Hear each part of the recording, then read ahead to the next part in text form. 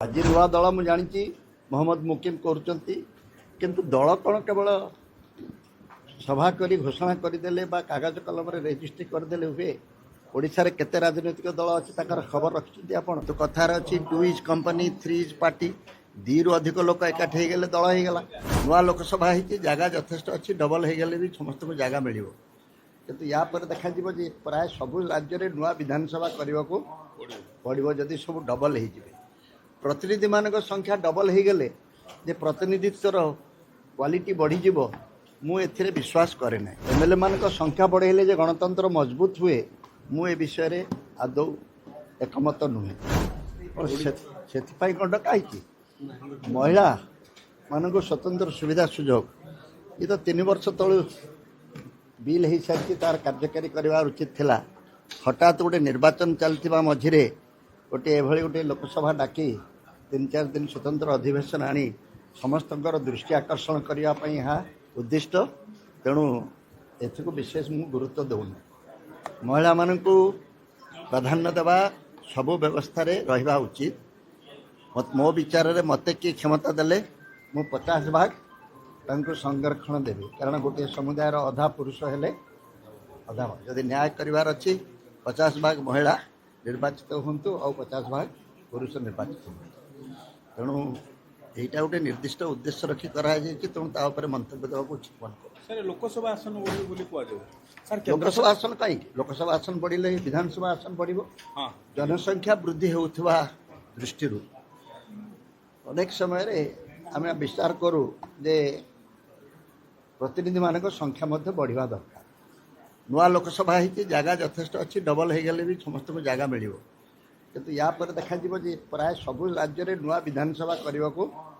पड़ो जदि सब डबल हो प्रतिनिधि मान संख्या डबल हो गले जे प्रतिनिधित्वर क्वालिटी बढ़ीज मुझे विश्वास करे ना ओडिया कथा अच्छी बेसी लोक मूषा मरे ना आम तो गोटे कमिटी करके निष्पत्ति नहीं पारुनु भल भाव आउ एते गुड़िए संख्या बढ़े कि दले एमएलए हेबे कहतु किसी आपत्ति ना समस्त तो जन जन एमएलए हवा दरकार किंतु एमएलए मान संख्या बढ़ेले जे गणतंत्र मजबूत हुए मुझे विषय आदौ एकमत नुहे बरं निर्वाचन प्रक्रियाटी जदि स्वच्छ रही निर्वाचन प्रतिनिधि माने प्रकृत लोकप्रतिनिधि हेबे ताहले जाई आमर निर्वाचन व्यवस्थाटी आमर गणतांत्रिक व्यवस्थाटी सशक्त हो पार समृद्ध हो पार चंचल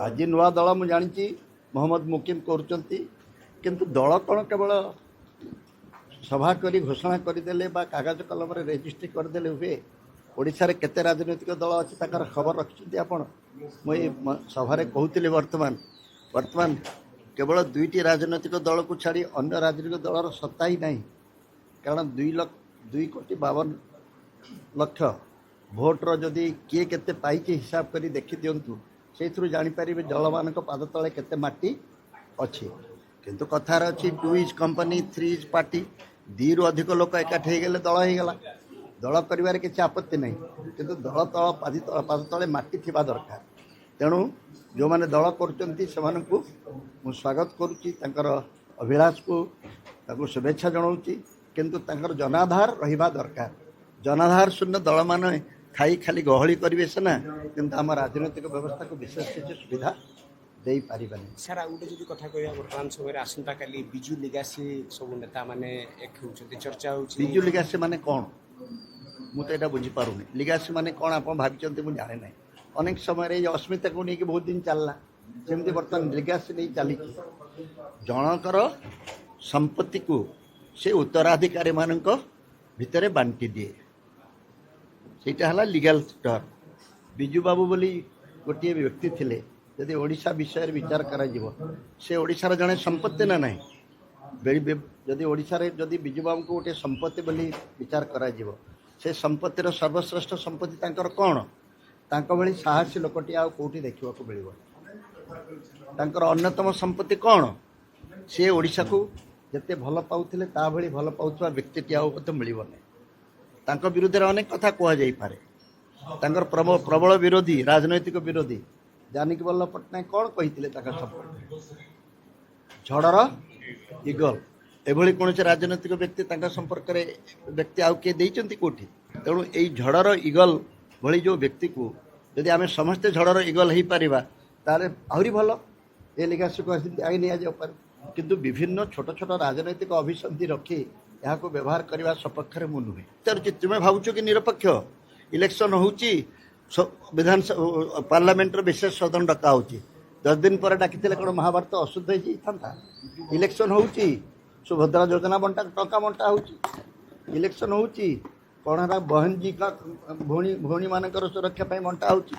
ଏ ଯେଉଁ ସିଧାସଳଖ ଭୋଟ କିଣିବାର ଯେଉଁ ପ୍ରକ୍ରିୟାଟି ଆମେ ଖୋଲାଖୋଲି ଗ୍ରହଣ କରିନେଲୁଣି। ଆମେ ତ ଲୋକ ଅଛୁ, ଯାହା ମିଳୁଛି ମାଗଣାରେ ମାଗୁଥିବ, ଯାହା ମିଳୁଥିବ ବାନ୍ଧୁଥିବ, ଚାଲ। ସେଥିରେ କି ଗଣତନ୍ତ୍ର ସମୃଦ୍ଧ ହେବ? ଆଜ୍ଞା, 5ଟା ରାଜ୍ୟ ଆମେ ସମସ୍ତେ ରାଜନୀତିରେ ସଂସ୍କାର ଆସିବା ପାଇଁ ହେଲେ ସବୁ ସଚେତନ ବ୍ୟକ୍ତି ଏକଜୁଟ ହେବା ଦରକାର। ସିଭିଲ ସୋସାଇଟି ବା ନାଗରିକ ସମାଜ ସମୃଦ୍ଧ ହେବା ଦରକାର। ସାର୍ ଗୋଟେ ପଟେ ବିଜୁ ଜନତା ଦଳ ନବୀନ ବାବୁ ଆକ୍ଟିଭ ହେଉଛନ୍ତି, ଦଳୀୟ ଅନ୍ୟ ନେତା ତାଙ୍କ ଦଳଟା ଗୋଟେ 24 ବର୍ଷ ଶାସନ କଲା, ଏବେ ତ ହାରିଯାଇଛି, ଆକ୍ଟିଭ ହେବେନି। ଚେନ୍ନାଇ ସୁପର କିଙ୍ଗ କେମିତି 3ଟା ହାରିଲା ପରେ 2ଟା ଜିତିଲାଣି। ବମ୍ବେ ଅବସ୍ଥା କ'ଣ ହେଲାଣି ଦେଖ କେମିତି ହେଉଛି, ଆକ୍ଟିଭ ହେବେ ନା ନାଇଁ? ନବୀନ ବାବୁ ଆକ୍ଟିଭ ହେବା ସହିତ ଏପଟେ ବିଜୁ ଲିଗାସୀ ନେତାମାନେ ଯେଉଁମାନେ ବିରୋଧୀ ତାଙ୍କର ସେମାନେ ଆକ୍ଟିଭ ହେଉଛନ୍ତି। ଆଉ କେମିତି ଦେଖନ୍ତି ଆଗକୁ କିଛି ଗୋଟେ ବଡ଼ ଧରଣ ହେବାକୁ ଯାଉଛି? କିଛି ବଡ଼ ଧରଣର ହେବ ନାହିଁ, ଯାହା କିଛି ହେବ ଆରାମରେ ହେବ। କେମିତି ସାର୍ ହେବ? ଦେଖ ସବୁ ମୁଁ କିଛି ଜାଣିଥାନ୍ତି ତ ମୁଁ ଭଗବାନ। ହଁ ମୁଁ କହିଲି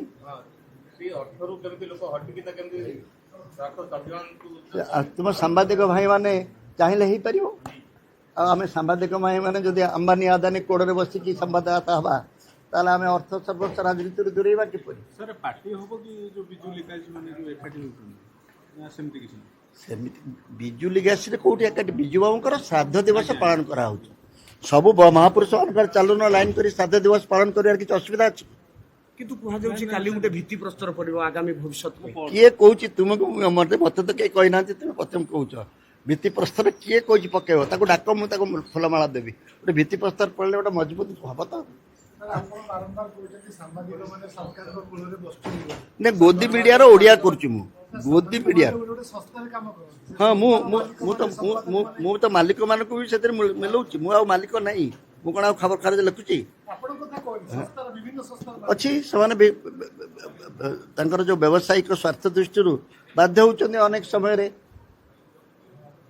ଯେଉଁଟା ଛାପୁ ନାହାନ୍ତି ତାକୁ ଚାପି ଦେଉଛନ୍ତି। ନ ଛାପିଲେ ମଧ୍ୟ ଚାପିବାଟା ମଧ୍ୟ ଗୋଟିଏ ଭୁଲ ନା ନାହିଁ?